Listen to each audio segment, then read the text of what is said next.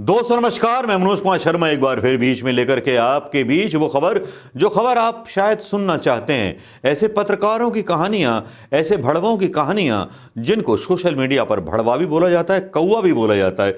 तो मैंने सोचा चलो आपकी पसंद की खबरों पर ही आज डिस्कशन कर लेते हैं। विषय को ज़्यादा न गिराते हुए आगे की बात कहना चाहूँगा। वीडियो देखिए और मेरे वीडियो में नोटिफिकेशन नहीं आते हैं तो आप गूगल सर्च पर जाकर के मेरी वीडियो जरूर देखा कीजिए, क्योंकि आजकल बड़ा गड़बड़ झाला चल रहा है। नोटिफिकेशंस आपके पास नहीं पहुंच रहे हैं बहुत सारे वीडियोस के। चलिए शुरू करते हैं दीपक चौरसिया की वो कहानी, जो कहानी अधूरी है और उस कहानी को पूरा करना बहुत जरूरी है। इसलिए भी जरूरी है क्योंकि दीपक चौरसिया जो बोलते हैं वो अनोखा और अजीब बोलते हैं। इन दीपक चौरसिया पर बहुत सारे आरोप हैं। ये दीपक चौरसिया जो हैं, आरोप हैं कि पैसे लेकर के वीडियो बनाते हैं, पैसे लेकर के किसी भी इंसान का चरित्र हनन कर सकते हैं, किसी भी लेडीज की बेइज्जती कर सकते हैं। इन पर केस भी लगे हुए हैं सुप्रीम कोर्ट पर। ये ऐसे पुरोधा हैं जो अभी तक गिरफ्तार नहीं हुए। प्रधानमंत्री मोदी जी का आशीर्वाद जो इनको लगा हुआ है। एक नाबालिग बच्ची का इन्होंने चरित्र हनन किया और उसके बाद भी देखिए कौवा कांव कांव बोलता है इनकी घर की मुडेर पर।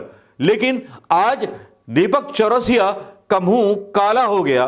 काला इसलिए हो गया क्योंकि एक सुरेंद्र राजपूत हैं कांग्रेस के प्रवक्ता, उन्होंने इनके एक ट्वीट को क्वेट किया कि किसान आंदोलन को बदनाम करने का ये तरीका शर्मनाक है। दीपक भाई, सरकार क्या कर रही है?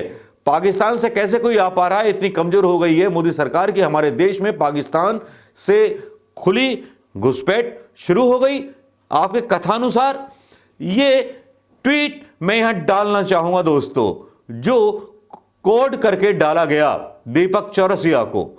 अब जब ये ट्वीट डाला गया तो जाहिर बात है दोस्तों कि इसके आगे की प्रतिक्रिया दीपक चौरसिया को कितनी प्यार भरी बातें सुनने को मिली, ये भी बताना बहुत जरूरी है। ऐसे व्यक्ति को जो अपने आप को राष्ट्रवादी बोलता है और एक नाबालिग के चरित्र का हनन करता है, इसकी भी पोल खोलनी बहुत जरूरी है।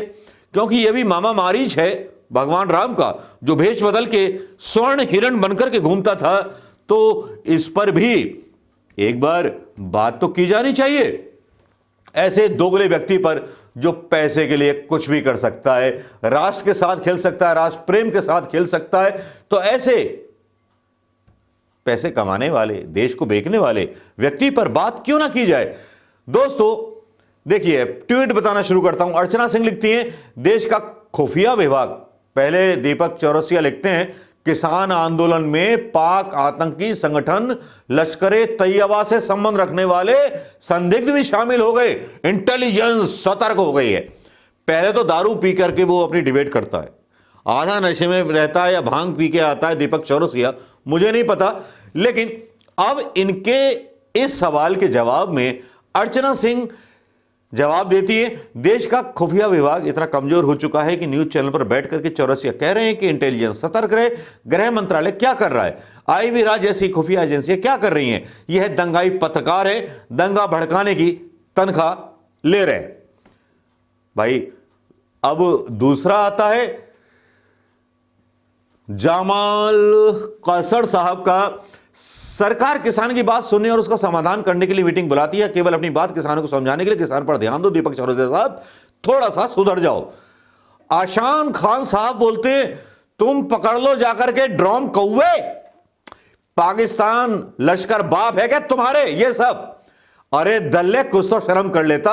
भक्तों को भी ये सब हजम नहीं होता है। अकाली दल और भाजपा के MP किसानों के लिए पार्टी और पद त्याग रहे हैं। तू कब अग्नि परीक्षा देगा जल करके कौवे? बड़ा खतरनाक ऐशान खान का यह जवाब वाकई में गुस्सा दिखाता है ऐसे पत्रकारों के खिलाफ जो पत्रकार झूठी खबरें दिखाने में यकीन रखते हैं, किसी का भी चरित्र हनन करने की क्षमता रखते हैं। अब साहब एक DN यादव साहब हैं, वो भी बोल देते हैं, हर भारतीय जनता जानता है कि राहुल गांधी इटली गए हैं, लेकिन कोई नहीं जानता कि PM केयर्स फंड का पैसा कहां गया। सबको अपनी बात कहने का हक है। और दीपक चौरसिया पर एक आता है विवादित बयान। अरुण शर्मा का, जिसमें बोलते हैं कि सबसे पहले तो किसान संगठनों के साथ खड़े किसी वकील को इस चौरसिया पर सुप्रीम कोर्ट से केस करना चाहिए। यह कोर्ट में साबित करे कि आतंकी गुस्से हैं आंदोलन में, तब इसकी अकल ठिकाने आ जाएगी। लोगों में गुस्सा आ जाता है जब बेसिर पैर की बातें दीपक चौरसिया कौवे की काऊ काऊ की तरह करने लगते हैं। उसके बाद संजीव कुमार गर्ग का फिर एक रिप्लाई आता है, भारत की सुरक्षा एजेंसी अगर इतने गंभीर मामले की सूचनाएं केवल आज तक जैसे मीडिया को साझा करना ही अपने फर्ज की सीधी समझती हैं और कोई गिरफ्तारी नहीं करती, तो यह राष्ट्रीय सुरक्षा के साथ भद्दा मजाक है।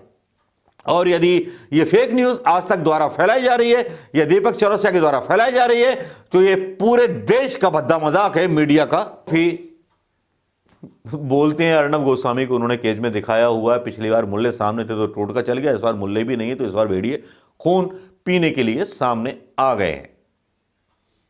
भक्त हंटर का एक आता, तेरा बाप मोदी क्या कर रहा था जो सो रहा था क्या? आप पाकिस्तान से आतंकवादी हिंदुस्तान आकर के प्रदर्शन में शामिल हो रहे हैं तो तेरे बाप को पता नहीं है क्या 56 इंची को? वाह क्या शानदार यार। इन्हीं पर मैं ट्वीट्स पर ही अगर बनाता रहूं तो ज्यादा अच्छा रहेगा, आपको भी पसंद आएगा। डॉक्टर दालिन शरकर यादव ईवीएम बैन की मांग करते हुए कहते हैं वह पकड़ा गया और दीपक चौरसिया को पता भी न चला। सुधाकर महाराज, मीडिया को पता है लेकिन अभी तक गिरफ्तार कितने हुए कितने नहीं, यह केवल भटकाने का प्रयास है।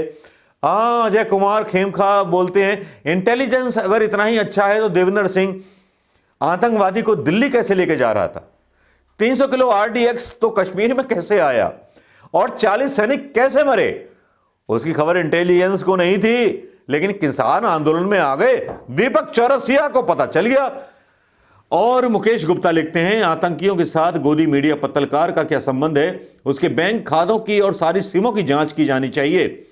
भाई ये ऐसे क्रांतिकारी ही मतलब लोग हैं जो सोशल मीडिया पर एक्टिव रहते हैं। मैं कोशिश करूंगा कि उनके साथ में जो उन्होंने लिखा और दीपक चौरसिया पर आरोप लगाए वो आपके सामने आए, मेरी कोशिश रहेगी।